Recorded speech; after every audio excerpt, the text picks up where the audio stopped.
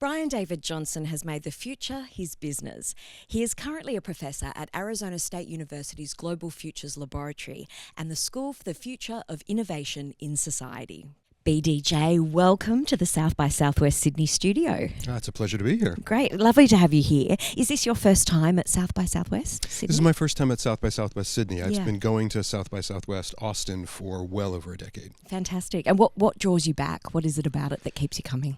It's the people. It's being able to connect with the people. It's amazing people talking about amazing things, but it's more just everywhere you go, and especially here in Sydney, everywhere you go, there's something going on, and there's really interesting people doing interesting things. So why wouldn't you come to a beautiful city and see that? Absolutely. Is this your first time here? In Sydney? In No, Sydney, I've been no. to Sydney a lot. I know the bus schedule in Oh, Surrey, good. Surrey Hill. Oh, good. Yeah. You know the light rail system do, and everything. yes. Good, excellent. So you're ahead of many people in that regard. And you're a futurist. Yes. So how would you define that? So it's my job to work with organizations to look 10 years out into the future.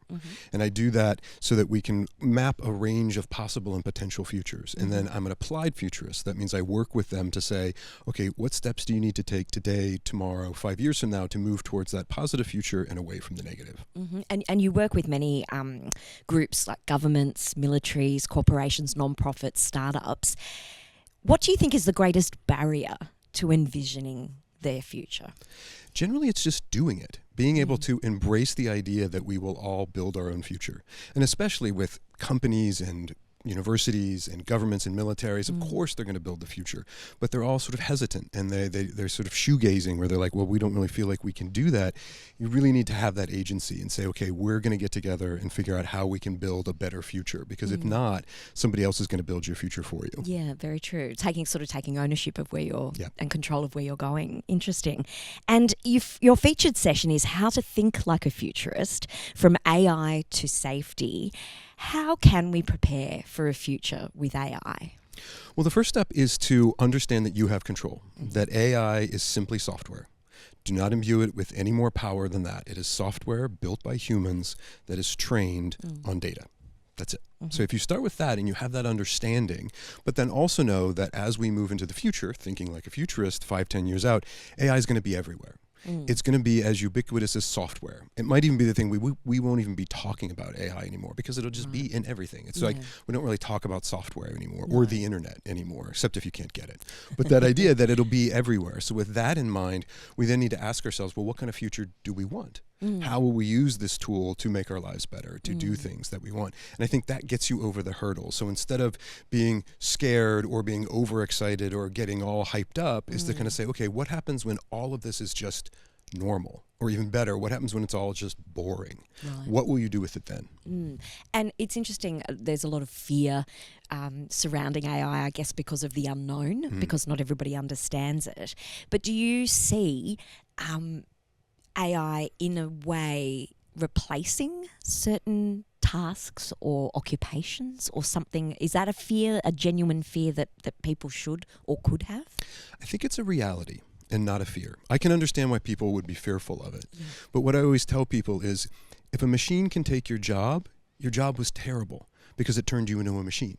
Right. And so we need to think about and kind of radically remap how we think about the value of human labor and what we do. I can understand if people are worried, maybe your job is terrible, but your livelihood isn't. So we do need to start having those conversations, and also understanding that it's not the AI that's taking your job. It's actually the humans who are using AI. It's not, the AI is just software. It's being used by people. And so I think if we reorient how we think about that, and also understand that it is about humans, and you can go to those people who might be taking jobs, and we should talk to them, and we should figure that out. Yeah, definitely. And what's one key takeaway, if you could pick one, that you hope that the people that listen to your session get? The big thing is that they have the agency and the understanding that they can shape their future.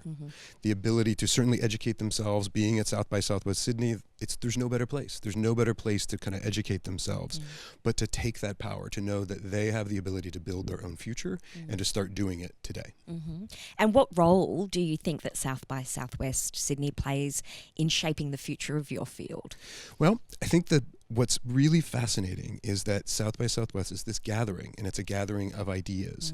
Lots of different ideas with lots of different people from all over the world, and there's music, and there's film, and I mean, it's amazing. I just got chills. There's all these amazing things. So it provides people the ability to connect with each other and hear things that they wouldn't normally hear, but then also connect with other people from all over the world that you wouldn't be able to talk to. And I think here, if you walk up to somebody, if you're at South by Southwest, you're here to meet people and hear ideas and things like that. So it's just a beautiful atmosphere to be able to coalesce people together. Yeah, it's an amazing, rare thing, isn't it? It's not often that this sort of thing can happen and that connection can take place. And so how do you think that South by Southwest Sydney can change the trajectory of someone's career or business? I think especially for young people, but for anybody, but especially for people who are just starting out, you have this atmosphere, you have this access. I would push people to say you now have the permission. If somebody has a South by Southwest badge on, go talk to them. If you hear them say something interesting, go talk to them.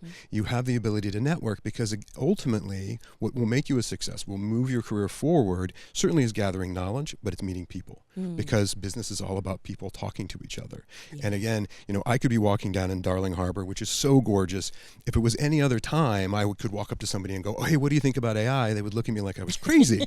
But if they have a South by Southwest badge on and I went up and said, hey, what do you think about AI? They'll start talking to you. Yeah, absolutely. And so you mentioned you've been to Sydney several times. What's one of your favourite things to do when you're here? Well, I love the food. Oh, yes. And I'll give you a tip. The All best good. coffee in the world is right here in Sydney. There you So go. I drink probably a little bit too much coffee when I'm here. So there's that. I love the food, and I also I love being just in the city itself. The city is so special, and the architecture is amazing, and there's the whole venue, and then being able to be by the water.